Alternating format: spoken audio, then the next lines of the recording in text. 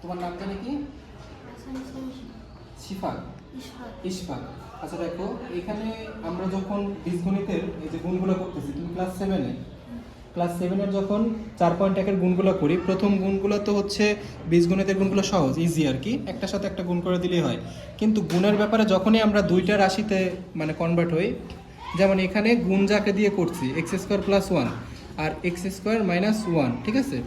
এই যে এখানেও দুইটা গুণের সাথে করব দুইটা, এটা হচ্ছে সহজ। কিভাবে তুমি বুঝে নেবে সহজভাবে কিভাবে করতে পারো?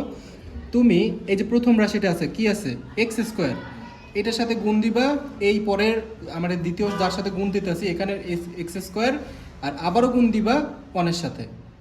তো এইটা দিয়া এই দুইটাকে প্রথমে গুণ করে নিবা, তারপরে আবার এইটা দিয়া এই দুটোকে গুণ করে নিবা। ইজি, বুঝতে পারছো? বলো তো কি বলছি আমি?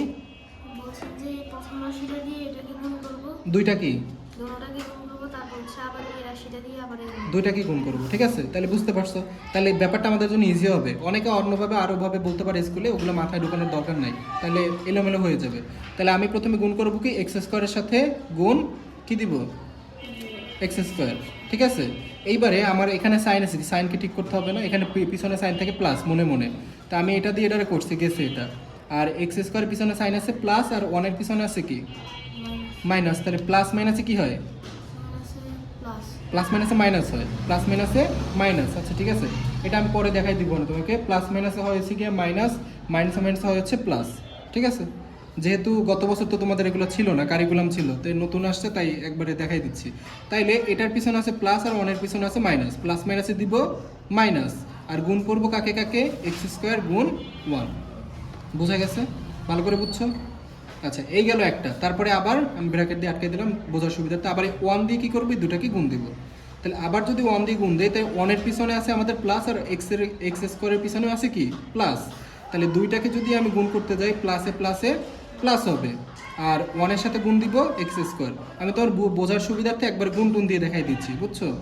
আর পরের বাড়ি আবার কি করব? এই প্লাস এইটা দিয়ে আবারও তো অনেকেই গুণ করবো নাকি? তাহলে এখানে আছে প্লাস, এখানে আছে মাইনাস, প্লাস মাইনাসে কি দেব? মাইনাস। 1 গুণ 1। সাইনটা আমি নিজের মতো করে বসাই নিয়ে তারপরে গুণটা করব। এবার গুণটা করে ফেলি। আমরা জানি গুণের সময় পাওয়ারের পরে কি হয়? যোগ হয়। পাওয়ারের পরে কি হয়?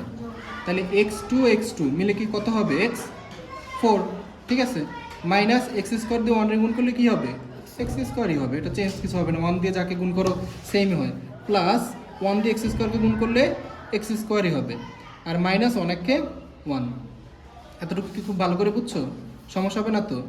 আচ্ছা, তাইলে দেখো এখন এটা মাইনাস সাইনে আছে, এটা প্লাস সাইনে আছে, এই দুইটা কি হয়ে যাবে? একটা থেকে আরেকটা যোগ বিয়োগ হয়ে কাটাকাটি হয়ে যাচ্ছে।